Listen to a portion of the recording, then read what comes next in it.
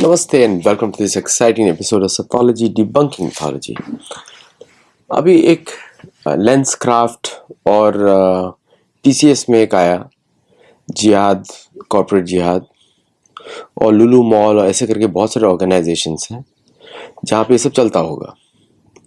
आपको याद होगा कि अगर आप इनका इतिहास देखें इस्लामिज़म का, ये लोग युद्ध तक जो इन्होंने पहले किया, लूट मार करी, और ये सारा कॉलोनाइजेशन जैसे अनफिनिश्ड एक्ट ऑफ पार्टीशन था। मुसलमान तो सारे यहाँ पे रह गए, जिन्होंने पाकिस्तान बनाया उसके बाद जो बनाने वाले थे वो भारत में रह गए ताकि और विभाजन करें, और उनका ऑब्जेक्टिव बड़ा सीधा था, हम बच्चे ज़्यादा प्रोड्यूस करें और हम इनको डेमोक्रेसी को ही सबवर्ट कर दें। ठीक है, ये इनका प्लान रहता है, ये सबको मालूम है। ये कॉलोनियल स्ट्रेटेजी, ये कैथोलिसिज्म की भी यही स्ट्रेटेजी है, क्योंकि इस्लामिज्म तो उन्हीं से कॉपी किया गया है पूरा, इसलिए वो जीसस को मानते हैं। हम लोग जीसस को मिकी माउस बोलते हैं, लेकिन मतलब अमेरिकन रिसर्चर्स बोलते हैं, मैं भी नहीं बोल रहा हूँ, वो बोलते हैं जीसस कभी एग्जिस्ट ही नहीं किया। और तो ये पूरा का पूरा गेम ही कन्वर्जन का है, सत्ता को हथियाने का है। आप इंडोनेशिया को देखिए, इंडोनेशिया में मेजोरिटी मुस्लिम पॉपुलेशन है, तो कल्चर रह गया रामायण वाला और रिलीजन बन गया इस्लामिज्म। आप इंडोनेशिया का ग्रोथ देखिए, है ही नहीं। इंडोनेशिया का अंदर की प्रॉब्लम सुनेंगे तो आप दंग रह जाएंगे। और जैसे ही इस्लामिज्म में कन्वर्ट होता है वो देश परमानेंटली गुलाम बन जाता है। कैथोलिसिज्म परमानेंटली गुलाम बना देता है आपको। तो भारत के जो शासक हैं उनको न वो इतिहास से सीखते हैं, न उनको पता है सॉल्यूशंस। मैं आपको सॉल्यूशन बताता हूं। भगवत गीता में 18वें अध्याय में भगवान कृष्ण बोलते हैं कि जो मेरे बारे में दूसरे को बताता है, भगवत गीता में, वो सबसे प्रिय होता है मुझे। अब इसको सुनने के लिए, इसको समझने के लिए आपको थोड़ी सी श्रद्धा रखनी, क्योंकि हमारे यहाँ गलत बोला जाता है, हम प्रचार नहीं करते, हम कन्वर्जन नहीं करते, सब झूठ है ये। अब भगवत गीता की तो बातें सुननी पड़ेंगी ना आपको। तो भगवान स्वयं बोल रहे हैं, य इदम परमम गुह्यम मद भक्तेषु अभिधास्यति भक्ति मई पराम कृत्वा मामे वैश्यस्त्य संशय। ये जो डेमोग्राफिक का जो गेम है, इसको आपको उन्हीं के हिसाब से खेलना पड़ेगा। ये सिर्फ आपको अपने हिसाब से नहीं देखना है, ये उनके हिसाब से देखना है। अगर वो डेमोग्राफिकली करके आपको बड़ा बन रहे हैं, जैसे भारतीय सरकार ने हिंदुओं पर नियम लगा दिए, हम दो हमारे दो। अब ये लोग 4 बच्चे 10 बच्चे उनको भी हिंदू पाल रहा है, टैक्स देके गवर्नमेंट उनको वेलफेयर देती है। ओके, हिंदू के मंदिरों से पैसा चुराया जाता है, वो भी इन लोगों के पास जाता है। तो सरकार तो इनको मदद करती रहती है और मदद ही करेगी, क्योंकि सरकार को मालूम है आपके पास कोई चारा नहीं है, उन्हीं को आपको वोट देना पड़ेगा। अगर आपका वोट डिवाइड होता है तो ये लोग सत्ता में आ जाएंगे, फिर ये ऐसे नियम बनाएंगे। ये विशेष साइकिल है। अब देखिए, अब ये लोग सड़क पे बोलेंगे तो इनको पिटाई होगी, क्योंकि अभी भी हिंदू बहुल देश है। बोलते हैं 70%, लेकिन एक्चुअली 90% हिंदूज है भारत में। ये सारे स्टैटिस्टिक्स झूठ है। नाउ यम या इदम परमम गुह्यम, भगवान बोल रहे हैं जो मेरे भक्तों को ये बताता है, कृत्वा मामे वैश्य अत्य संशय, विदाउट डाउट मेरे पास आता है। और फिर दूसरा सुनिए 69, 18.68, 18.69, न च तस्मान मनुष्येषु कश्चिन में प्रियकृतमा भविता च न च मे तस्माद अन्य प्रियतरो भुवि। देयर इज प्रियकृतमा, मुझे उस व्यक्ति से ज्यादा कोई प्रिय नहीं है जो मेरे बारे में दूसरों को बताता है। सभी लोग भक्त होते हैं, हम तो मान के चलते हैं सभी भक्त होते हैं। अभी हिंदुओं को जम के जहां भी वो देखिए, सेक्युलर के चक्कर मत पूछिए, हम कंपनी पॉलिसीज में काम कर रहे हैं। कंपनी पॉलिसी ये लोग कौन सी फॉलो कर रहे हैं? इनको तो पुलिस को पकड़ना पड़ा बाद में जाके। जहां भी इनको डालेंगे, जो भी इनका आजिम प्रेम जी, जो भी इनका बॉस होगा, दे आर इनडायरेक्टली प्रमोटिंग जिहाद, डीपॉपुलेटिंग इंडिया फ्रॉम हिंदूज। बताए, अगर हिंदू नहीं बचेंगे भारत में, वेद नहीं बचेंगे, वेदों की पूजा नहीं होगी, सनातन की पूजा नहीं होगी, आपको मैं बता दूं, देवता इंटरवीन करेंगे। और देवता जब इंटरवीन करते हैं बहुत बुरी तरीके से करते हैं। वो ह्यूमन राइट्स नहीं देखते, ह्यूमन राइट्स नहीं, क्योंकि ये तो मनुष्य जैसे बातें नहीं कर रहे हैं। बच्चियों को फंसा रहे हैं, बच्चे मतलब उनको शोषण कर रहे हैं सेक्सुअली, ये चल रहा है, टीसीएस में चल रहा था, और वहां की मैनेजर भी मुस्लिम। ओके, आप समझो कान खोल के कि अगर आपकी जिस दिन पॉपुलेशन कम होगी, ये देश से आपको निकाल दिया जाएगा, मार दिया जाएगा, गुलाम बनकर रहोगे पूरा जीवन। ये इतिहास है। मैं औरंगजेब के समय में क्या हुआ, अगर शिवाजी महाराज नहीं होते तो ये पूरे विश्व पे राज करते, पूरे भारत पे राज करते। इनका यही उद्देश्य है। क्या किया इन्होंने पाकिस्तान के साथ, क्या किया बांग्लादेश है, जमीन तो बहुत सुंदर है वहां, बहुत फर्टाइल, खा गए। इंडोनेशिया गरीब देश हो गया, फटीचर देश, उसकी सेना ही नहीं है ना। अभी उसने डिफेंस पैक्ट किया है, ये सब आपस में लड़ सकते हैं, किसी और से लड़ नहीं सकते, किसी से नहीं लड़ सकते। ये डेमोग्राफिक करके चेंज करके फिर उसी को बर्बाद कर देंगे। अब हिंदू क्या करे, अब कहानी सुनिए क्या है। मैनेजर मुसलमान हायर करती है, मुसलमानों को बनाती है, और ये लोग वहां पे हिंदुओं के विरुद्ध प्रचार शुरू कर देते हैं। सेम होता है जब कोई कैथोलिक मैनेजर हो भारत में या क्रिश्चियन मैनेजर हो। अमेरिका में ये सब नहीं होता, क्योंकि अमेरिका में दे डोंट फॉलो, है ना। अमेरिका में अगर होगा तो अमेरिका में कोई फॉलो नहीं करता, नाम चाहे क्रिश्चियन जो भी हो, दे डोंट फॉलो। उनको मालूम है असलियत इनकी, नाम उनके जो भी हो, they don't follow, they don't go to the church also. एक बहुत पढ़े लिखे पाकिस्तानी ने मेरे को बताया था कि हम अपने बच्चों को मदरसे में नहीं भेजते, ना किसी मस्जिद में भेजते, क्योंकि वहां पे जाके यही सिखाया जाता है, यही रिलीजन का पार्ट है इनका। काफिरों को कन्वर्ट करो, हम सब एक जैसे हो जाएंगे, फिर एक दूसरे को मारेंगे, यही सिखाया जाता है। और जितना वो कन्वर्ट करते हैं उतना इनको बोलते हैं आप जन्नत में जाएंगे, या तो आप आतंकवाद करो फट जाओ, या आप ये सब काम करो, ये सिखाया जाता है। अब हिंदू इससे कैसे बचे, हम लोग को अपनी बुद्धि लगानी पड़ेगी। पहले तो अपनी जनसंख्या बढ़ानी पड़ेगी, 3 या 4 बच्चे करें, चिंता मत करें कि कौन मेंटेन करेगा, मेंटेन होगा। ये लोग के भी तो बच्चे मेंटेन होते हैं, होगा। उनको अलग अलग ऑक्यूपेशन में डाला जाए, कि वो कोई पुलिस में जाए, कोई इधर जाए, कोई मोची का काम करे, कोई दर्जी का काम करे। वो सब ऑक्यूपेशन अच्छे होते हैं, खराब नहीं होते हैं। जो बाबूडम भर गया है ना कि हम कुर्सी पे बैठेंगे, कुछ करेंगे नहीं, बस हम लोग मैनेजर बनेंगे हर जगह, over the period of time सभी लोग हो जाते हैं, ऐसी बड़ी बात नहीं है। तो वी हैव, ये इजराइल की भी एक बड़ी प्रॉब्लम है। इजराइल में 30% है अरबी मुसलमान इजराइल के अंदर, उनको वोट देने का अधिकार नहीं है। सऊदी अरेबिया में तो कोई हिंदू बन ही नहीं सकता किसी लीडर पे, कोई मुसलमान देश में नहीं बन सकता। पाकिस्तान में क्या हश्र होता है मुसलमान हिंदुओं का, आप देख ही सक रहे हैं। बांग्लादेश में क्या क्या हिंदुओं के साथ, वही हाल होगा भारत में अगर हम लोग अभी सीखे नहीं तो। ये कॉलोनाइजेशन बोलते हैं इसको, कन्वर्जन ही कॉलोनाइजेशन होता है। जो डीकॉलोनाइजेशन की बात करते हैं प्रधानमंत्री मोदी जी, उनको ये समझना चाहिए कि ये कन्वर्जन को रोकना सरकार का नियम है, नहीं तो भारत को आप बदल देंगे। 12 साल की बीजेपी गवर्नमेंट में जितने इंसेंटिव दिए गए हैं इनको, उतना पिछले किसी भी सरकार में नहीं दिए गए, और अब बढ़ाने वाले हैं, कम नहीं करने वाले हैं। उससे रेडिकलाइजेशन कम नहीं होगा, रेडिकलाइजेशन बढ़ेगा।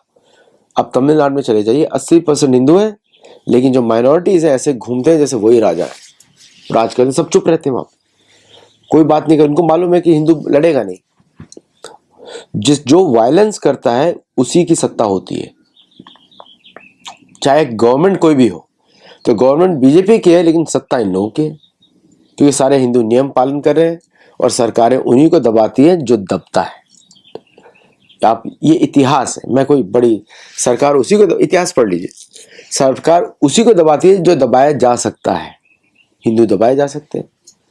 पहली बार हिंदू बोलना शुरू किए तो आप देखिएगा अभी गवर्नमेंट जो है बैन लगाएगी कमेंट्स करने से, रीडर्स कॉन्टेक्स्ट नहीं दे सकते, कर रहे हैं ना गवर्नमेंट। और जितने भी ये लोग हैं जिनको धर्म में आस्था नहीं, वो धर्म दिखाते हैं कि हम धार्मिक हैं, आस्था कुछ नहीं है। नहीं तो प्लास्टिक का दिया नहीं लगाते, आस्था नहीं होती इनके अंदर। आस्था होती तो वेदों का पालन करते, मनुस्मृति का पालन करते, आस्था नहीं है। ये धर्म का चोंगा पहनते हैं और लोगों को मूर्ख बनाते हैं। जैसे नारद मुनि बोलते हैं कभी कभी दुश्मन के जासूस आपके जैसे ही चोंगा पहनते हैं और दिखते हैं आपके जैसे, काम कुछ और करते हैं।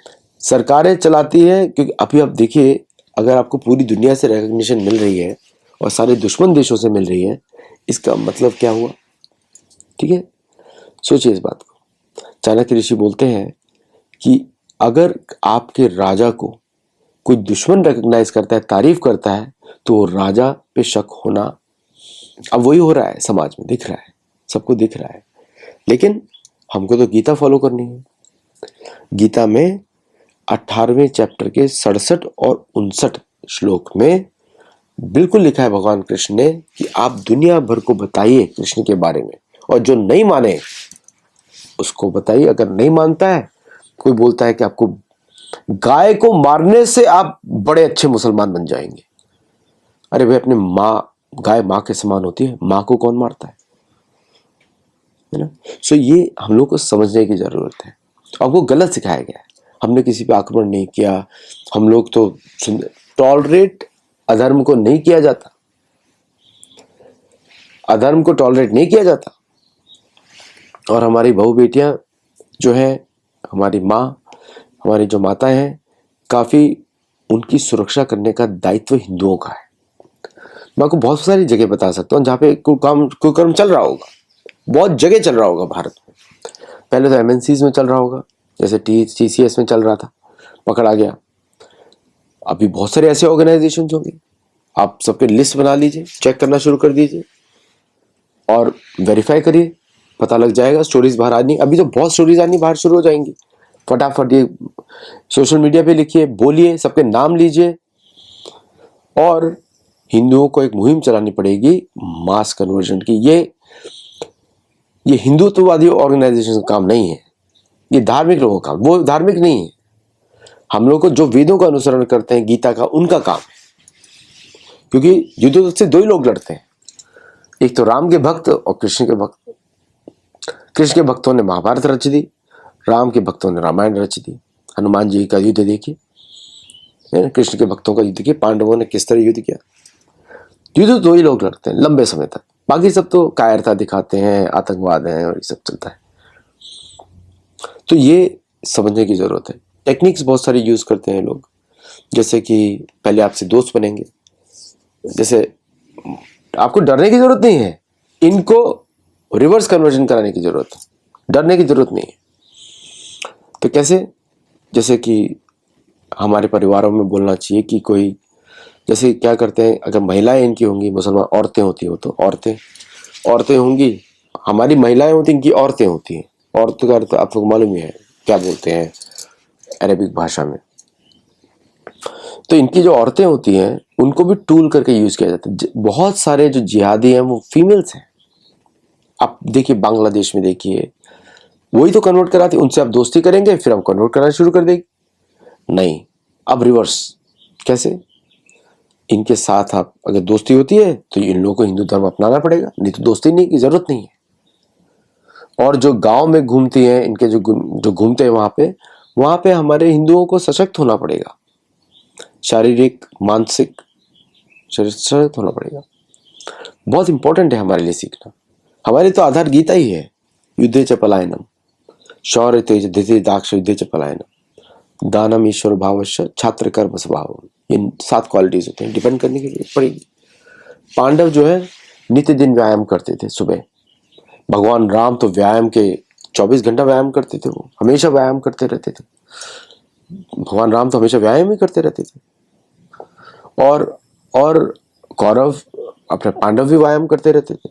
ये तो हिंदुओं की खासियत है, हमारे कल्चर में दंड पेल व्यायाम करते रहते थे। और इसी के अनुसार उनके शरीर काफी सशक्त थे, भोजन भी शुद्ध था। ऐसा नहीं था कि भोजन, आजकल के जो भोजन बनते हैं वैसा नहीं था।